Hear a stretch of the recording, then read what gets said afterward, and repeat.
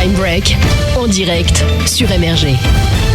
Il a notamment été ministre dans le gouvernement de François Hollande, puis candidat à l'élection présidentielle pour le Parti Socialiste en 2017. Benoît Hamon est en direct avec nous ce soir. Bonsoir Benoît Hamon. Bonsoir. Benoît Hamon, vous annonciez il y a bientôt un mois quitter la vie politique pour rejoindre l'ONG Singa en tant que directeur général. Une déclaration faite dans les colonnes du journal Le Monde.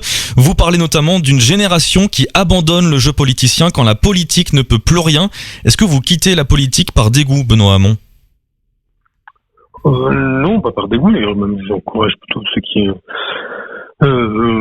qui ont envie de s'engager de faire ce choix-là, et politiquement, mais je pense que nationalement, en tout cas, je serais plus utile pour les causes auxquelles je crois depuis longtemps dans une ONG comme Singa, et parce qu'en particulier, j'ai le sentiment que sur la question des migrations et la façon dont on déshumanise les personnes qui arrivent chez nous, il y a des combats considérables à mener, et notamment pour changer nos représentations et savoir que les migrations sont un fait aussi incontestable que la Terre est ronde, et qu'elles ne s'arrêteront pas parce que quelqu'un a décidé que la société devait être close, qu'on devait fermer les frontières.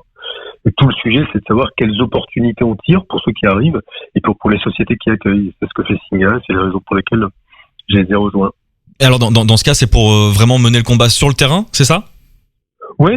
Bah, alors en fait, Singa, on fait des choses assez simples dans 8 pays aujourd'hui. Je pense que ce sera beaucoup plus dans quelques années, et dans plusieurs villes françaises. On incube des projets d'entreprise qui sont ceux des réfugiés, des personnes réfugiées ou des personnes migrantes. Et ce qui est très frappant, c'est qu'au terme de la formation qu'ils reçoivent pour pouvoir aller au terme de leur projet d'entreprise, 60% de ces entreprises sont encore en vie au bout de 3 ans, ce qui est bien supérieur à tout ce qui sort habituellement des incubateurs, et ce qui s'explique notamment par l'incroyable énergie et résilience de femmes et d'hommes qui ont été poussés à l'exil, et qui, quand ils arrivent ici, parfois ne voient pas comme ils l'avaient imaginé leur rêve commencer, mais au contraire une nouvelle épreuve commencer, et ont donc une force qui est une force incroyable, qui explique sans doute que une fois qu'on les accompagne, eh bien ils sont capables de prodiges, et comme beaucoup d'entreprises qui sont sorties des incubateurs Singa depuis maintenant près de 10 ans. Alors l'ONG Singa qui travaille quand même pour l'accueil des réfugiés, je le précise simplement, vous devenez donc directeur général de l'ONG Singa. Pourquoi cette ONG-là en particulier ? Bon, c'est un peu... D'abord, c'est moi qui l'aurais proposé. Je savais qu'il cherchait quelqu'un pour permettre le changement d'échelle et développer encore l'organisation à l'étranger et en France, améliorer son impact. Et la rencontre s'est faite entre moi, mon désir de travailler pour une ONG comme eux, le désir qu'ils avaient de passer un cap et de changer d'échelle. Et voilà, ça a matché, je suis très content.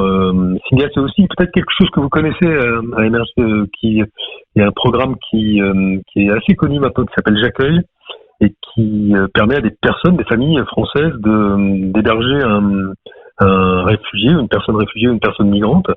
Et ce qui est très intéressant sur ce programme-là aussi, c'est que quand on regarde ce que deviennent ces personnes qui ont été hébergées chez des familles françaises, elles ont 4 fois plus de chances de trouver un emploi et 6 fois plus de chances de trouver un logement stable que quand elles sont dans des hébergements collectifs. Donc c'est un dispositif très original, complémentaire de ce qui se fait déjà, avec d'autres grandes associations comme France Terre d'Asile et quelques autres qui font un énorme boulot. Et ce que fait Singa, voilà, ce sont des choses complémentaires et qui s'appuient notamment sur le fait qu'il y a des milliers, des dizaines de milliers, des centaines de milliers, j'espère des millions de Français qui ne considèrent pas qu'une femme ou un homme qui a traversé la Méditerranée est forcément prioritaire pour être rejeté à la mer, comme le pensent quelques-uns des impétrants présidentiels que j'ai entendus depuis quelques semaines. Et du coup, ça fait partie aussi de vos missions. Est-ce que vous avez déjà commencé à travailler pour l'ONG ? Oui, depuis le 1er septembre. Depuis le 1er septembre, et c'est un travail passionnant. On cherche des partenaires, évidemment, financiers, puisque pour l'essentiel, Singa est financé par des partenaires privés, et donc par ses propres ressources. Quelques partenaires publics aussi, l'État notamment, pour l'hébergement, ce qui est dans son rôle. Mais voilà, mon travail aussi, c'est de diversifier ses partenaires, et puis de continuer notre développement en Europe.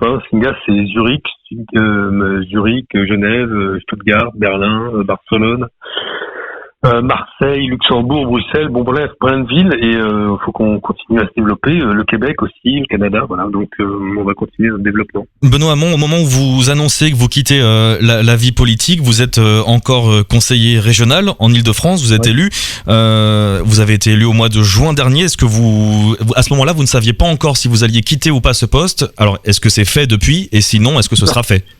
Non, mais donc la première chose, c'est que j'avais dit que moi, j'en discuterai avec mes amis. On verra, probablement, on prendra la décision au début de l'année 2022. D'ici là, je serai conseiller régional d'Île-de-France. En plus, je viens d'être élu, donc c'était un peu délicat de m'en aller comme ça.